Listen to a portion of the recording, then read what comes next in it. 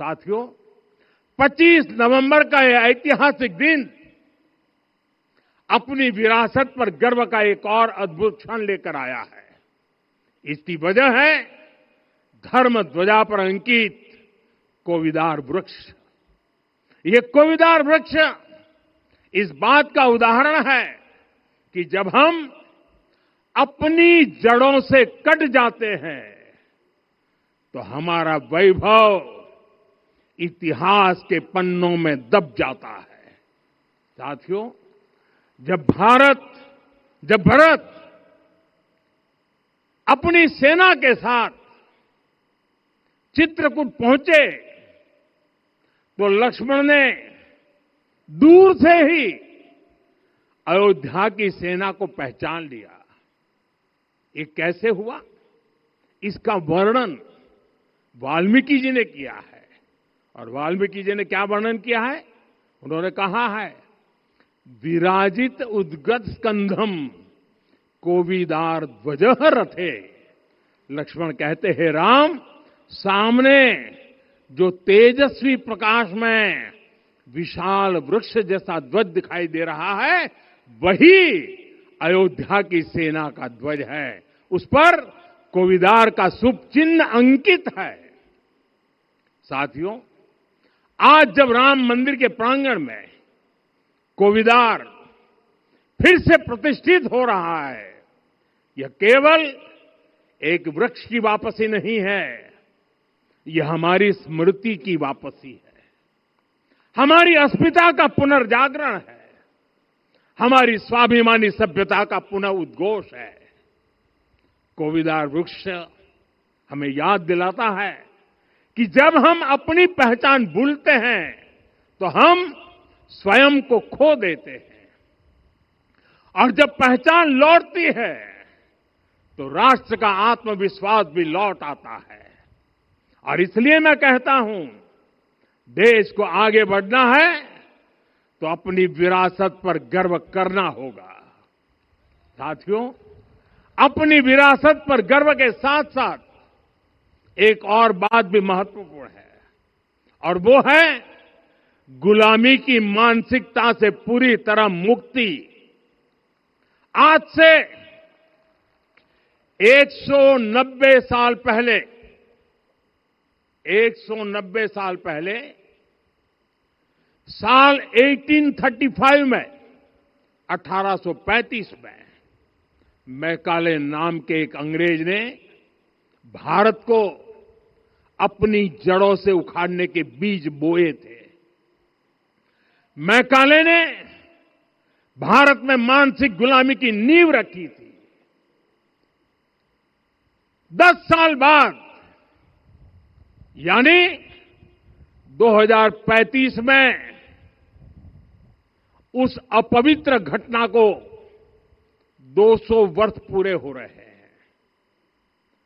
कुछ दिन पहले मैंने एक कार्यक्रम में आग्रह किया था कि हमें आने वाले 10 वर्षों तक उस 10 वर्षों का लक्ष्य लेकर चलना है कि भारत को गुलामी की मानसिकता से मुक्त करके रहेंगे।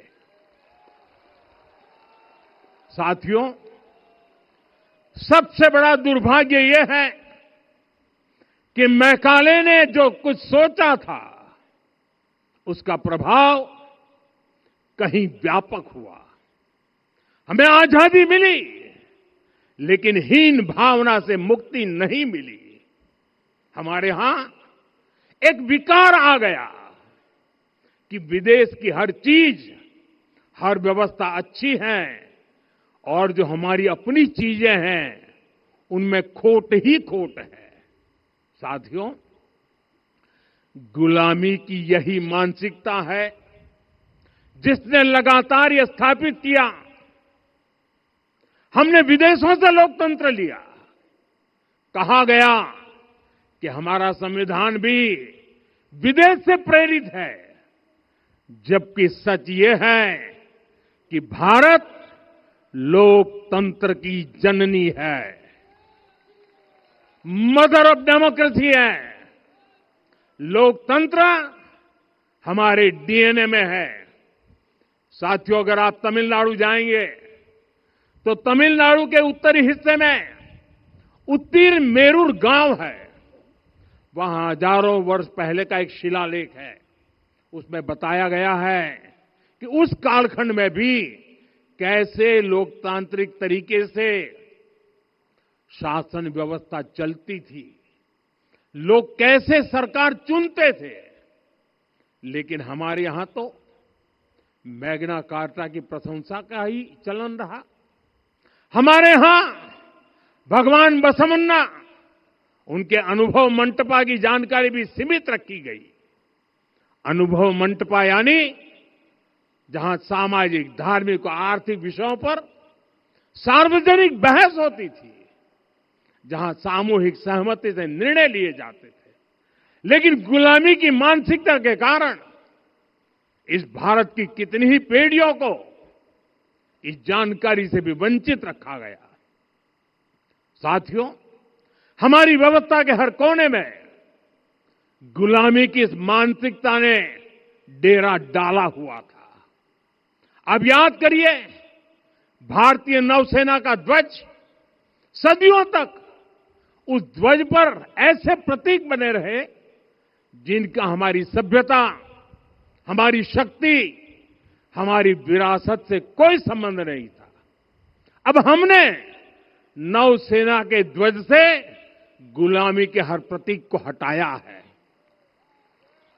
हमने छत्रपति शिवाजी महाराज की विरासत को स्थापित किया है। और ये सिर्फ एक डिजाइन में बदलाव नहीं हुआ, ये मानसिकता बदलने का क्षण था। ये वो घोषणा थी कि भारत अब अपनी शक्ति अपने प्रतीकों से परिभाषित करेगा, न कि किसी और की विरासत से। और साथियों, यही परिवर्तन आज अयोध्या में भी दिख रहा है। साथियों, ये गुलामी की मानसिकता ही है जिसने इतने वर्षों तक रामत्व को नकारा है। भगवान राम अपने आप में एक वैल्यू सिस्टम है।